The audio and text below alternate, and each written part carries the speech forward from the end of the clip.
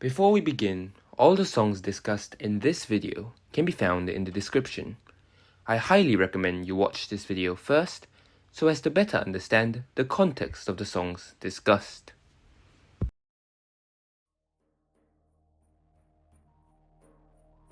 In 2017, the National Library Board of Singapore released a recording that immediately felt like a time capsule. It's the oldest known tape recording originating from Singapore, a song entitled Lagu Dari Nandung Sayang. Apart from my pronunciation, there are other things interesting about this song. Performed by an otherwise unknown singer, briefly identified as Ismail, it was recorded in 1903. The sound is eerie, full of crackle and age, a haunting echo of times long past. But think about the date, 1903. That's nearly a century after the beginning of modern Singapore, yet we know of no songs that were sung here in the 19th century. That made me wonder, just how many songs from Singapore's past have been lost forever? Singapore's modern history stretches back to 1819, when Sir Stamford Raffles landed on our sandy beaches, yet I'd bet most Singaporeans cannot name a single song from before our independence. This is the story of how the voices of early Singapore have all but turned to dust, the music of our island from its most turbulent and troubled years. Our first story begins during Singapore's occupation, 20 years before our independence. At that time, music was the way to sway. Propaganda, resistance, comfort or survival, they all involved music one way or another. When the British signed away Singapore on the 15th of February 1942, the very nature of Syonan-to was changed. Everything from our language to our education to even our dates were revamped. And this, of course, included the songs we sang. The Japanese arguably had all the right to be jubilant of their victory in the Battle of Singapore. They destroyed the British relief fleet, overcome the supposedly impassable tropical jungles of Malaya, and inflicted Britain's worst defeat according to Winston Churchill.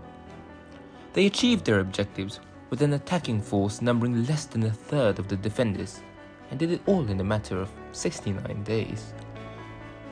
The Japanese had the habit of releasing songs, or gunka in Japanese, to celebrate their military accomplishments. Radio in particular was a popular media to reach out to the masses, and such war songs, apart from its news and propaganda values, could bring about a sense of pride and patriotism to its citizens and troops alike. Under imperial occupation, my grandparents had to sing many Japanese tunes, one of which was the Song of the Fall of Singapore. The lyrics of this song clearly describe the Japanese victory in the battle. Such claims of impregnability, incessant training just for this moment. The rising sun is brilliant and magnificent. We are for Asia. Now, these songs, despite all their glamour and optimism, highlighted a cruel contradiction.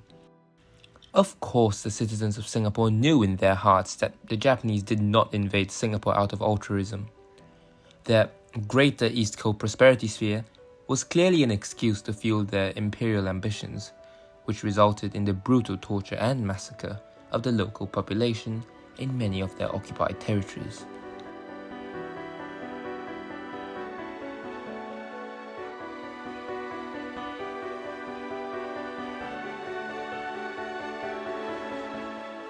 One important thing to note is that the Japanese military deliberately destroyed many important documents and records about the invasion and occupation towards the end of the war. This was done so they could contain incriminating evidences of war crimes. Songs and other relics, on the other hand, are much more likely to endure and survive the war, as it could have been too widely distributed in the first place to be retracted or destroyed by the retreating authorities.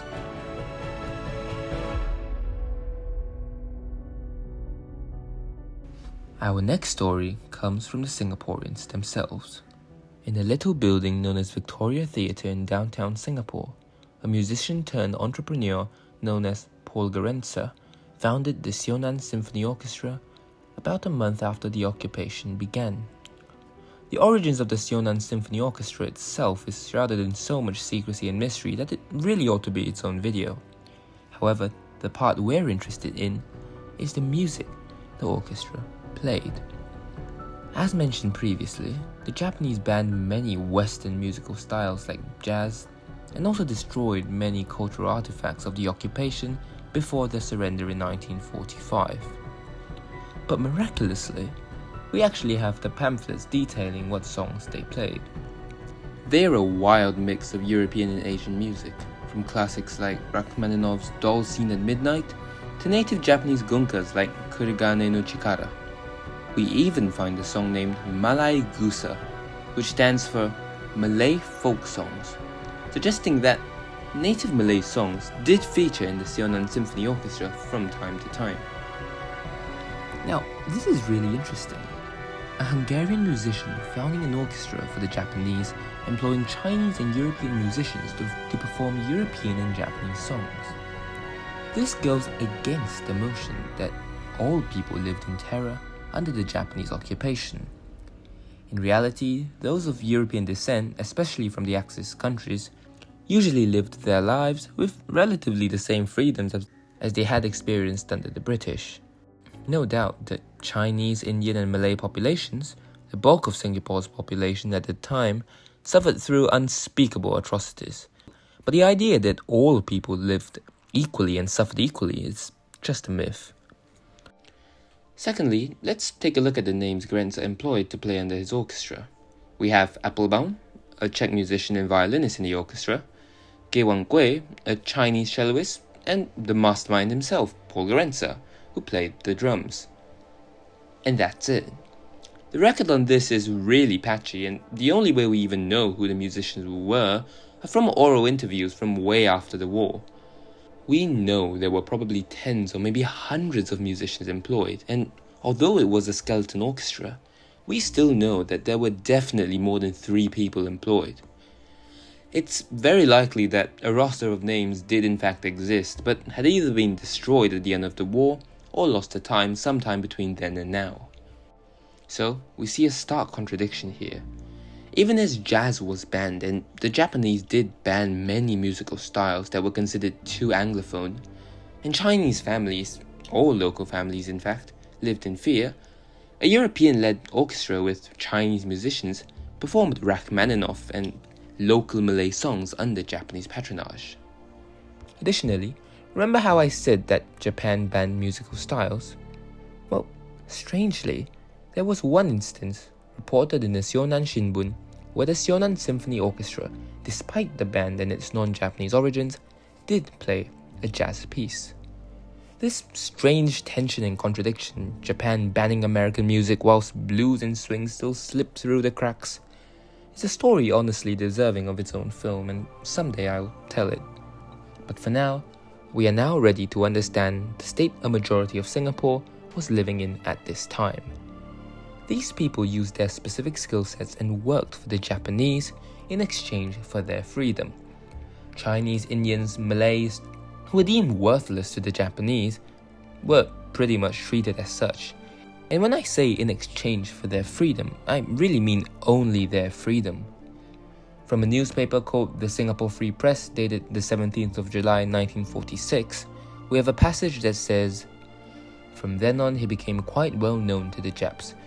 While keen that Grenza and his band should play to them, gave him little help. It was at the time that the Japs expected Grenza to run a 20-piece symphony orchestra on $500 banana a month. These people were not wealthy by any means. They played not for the fame and money, but for their own survival." Another musician from the orchestra, Gewang Gui, said in his 1983 oral history interview with the NAS, "In those days, I don't know. As far as I was concerned, mind your own business. You are asked to do this, you like to do this, you do, and get out of trouble. That's it."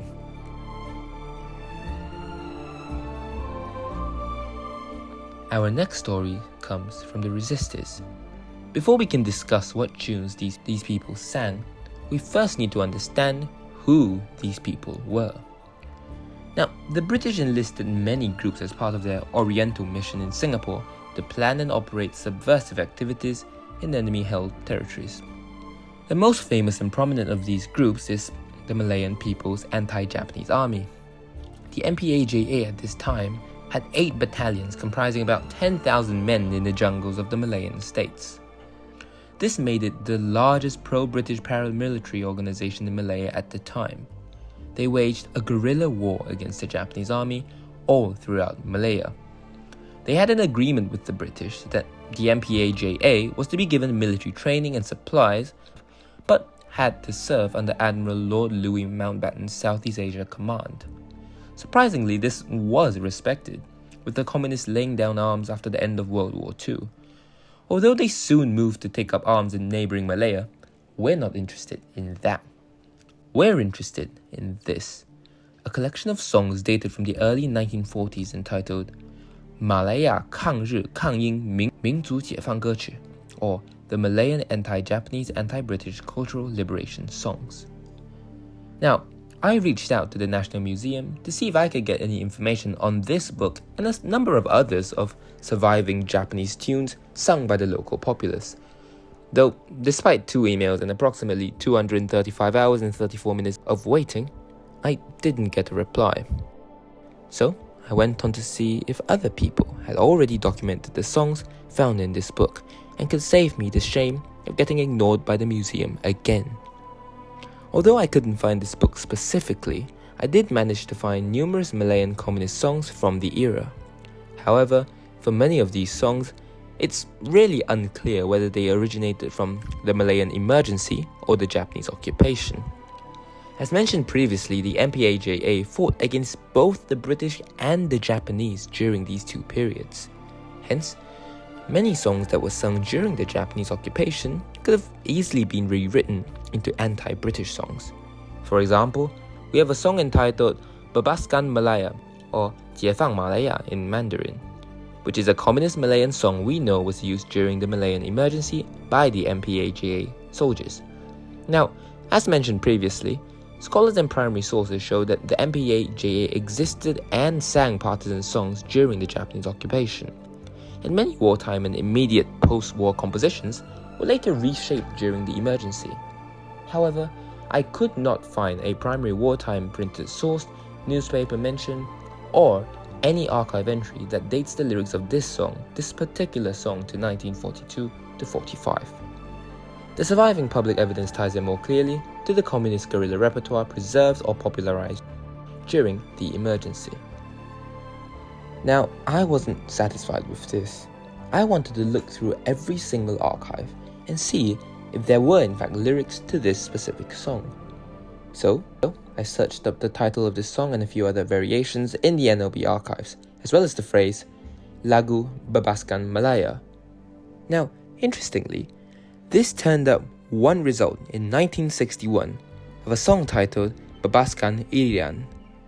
Now, Irian turned out to be the old name of the Indonesian half of the island of Papua. Not what I was looking for.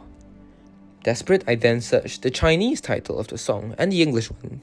But again, all archives were from the Syonan-to, the Japanese-run newspaper in Singapore, which of course did not publish this anti-Japanese song.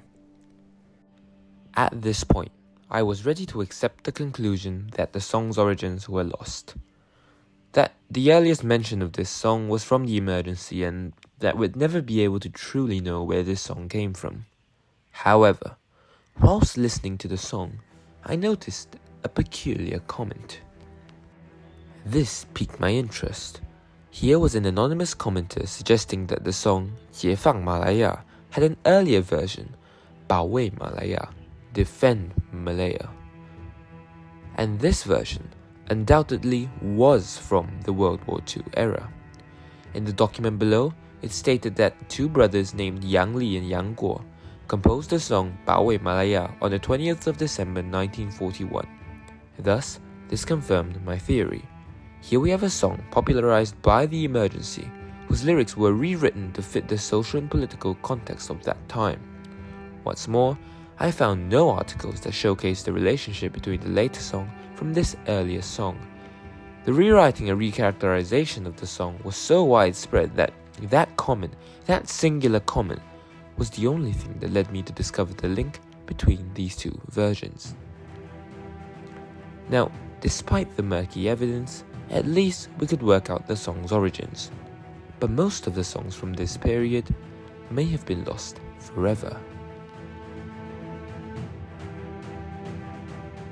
In a paper entitled A Narrative History of Music in Singapore, 1819 to the present, by two Singaporean authors, it said that Malayans were often abused and ill-treated by both British and Japanese soldiers, and provided the impetus for Malayan composers to write anti-colonial and anti-Japanese songs.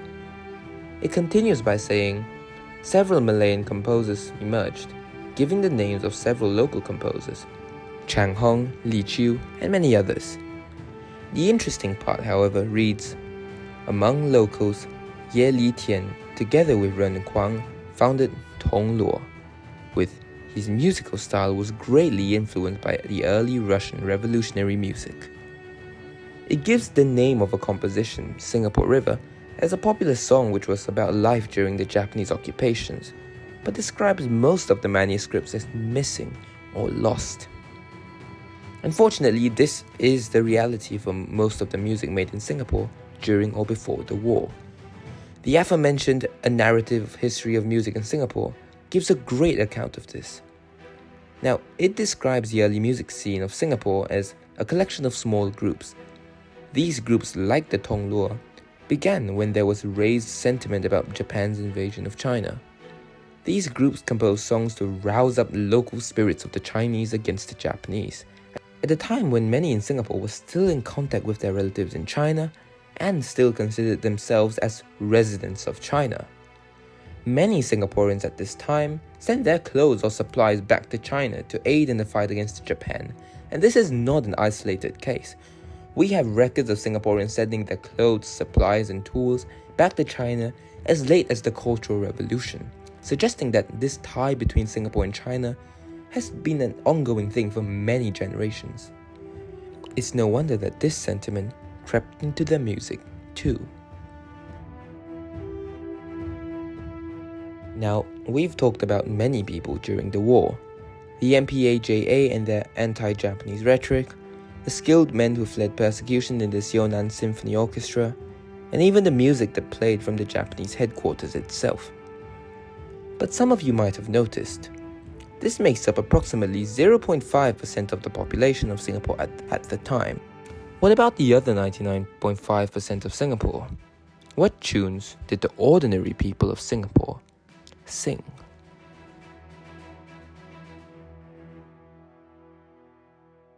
Well, in a book called The Japanese Occupation Music Book, we find a list of tens of Japanese songs, music and plays created by the imperial administration for the common folk. Now, these songs were made to reorient the majority Chinese population of Singapore into a more Japanese Singapore. One such song was Nippon no Seishin, the spirit of Japan. It was a simple tune, deliberately so, easy enough for children to hum on their way to school, repetitive enough for adults to memorize without effort. Its lyrics praised self-sacrifice, cleanliness and discipline, and the duty of every resident in Syonan-to to serve the emperor. The melody followed the bright martial style of Japanese school songs, energetic, cheerful, and deceptively innocent. We have one more crucial piece of evidence of what our people might have sung. In an oral interview dated the 9th of March 1983, Mrs. Mary Lim, a survivor of the occupation, recalled singing what she called an opium war song. When asked for more information, she could remember no information, only that it was in Japanese. Her fading memory speaks of volumes. Most of the songs once sung by ordinary people are probably lost, and this was over 40 years ago now. Perhaps they still lie somewhere, tucked away in a dusty bookshelf, in a forgotten drawer, or in someone's yellowing notebook whose ink has long bled into the paper, eagerly awaiting for someone to open it again. Some of you might notice that when we talk about local songs, we often mean songs imposed on the locals by the Japanese. Well, that's because we still have copies of those Japanese songs. They were printed, archived and digitized, performed by the Syonan Symphony Orchestra, and preserved well enough for me to stumble upon them today whilst making this film. Even Hokkien, the lingua franca and the most widely spoken tongue in Singapore at the time, was used by about only 60% of the population. The rest spoke Cantonese, Hakka, Malay, Tamil, and a whole slurry of other languages. Well, it would be wrong to say nothing survived of these. Libraries and museums in Singapore preserve songbooks, printed collections, and even very early recordings. We have Malay and Peranakan song material and digitized 78 RPM records in the NLB and NAS. But the record is patchy at best. Whole repertoires, the everyday lullabies, workplace chants sung in Hokkien, Cantonese, Tamil, and Malay were rarely written down. The dialectal chants that survive today are, ironically, those from Singaporean gangs that preserve a bit of this cultural heritage. All of them exist in poetry, giving us some insight to what the chants of those that lived through the war might have sounded like. Many of those kampungs songs, or village songs, have, it seems, vanished from living memory. Most of them were poor labourers, migrants who had come in search of a living. Whatever tunes carried them through the nights of occupation have slipped away from us, fading across the span of just 80 years. Now, one final thing to note. You might begin to wonder, after so much talk about songs being lost, what makes it so difficult for these songs to be passed down? Well, most songs at the time were recorded through the aforementioned fragile 78s, homemade cassettes, or other magnetic tape that war, humidity, and neglect could easily destroy. In addition, many people may have chosen not to record these songs at all. They either saw no need to record these songs down, or could even feel frightened to record these songs down. Some of them might have contained mockery of the Japanese, the British, local politicians, or bosses at the time, which, if discovered, could have easily meant the end to their careers or even lives. And as the last notes and poems dissolve into history, we are left with only the question: if we no longer remember our forefathers' songs, how much of their courage do we, Singaporeans, still carry? Thank you for watching.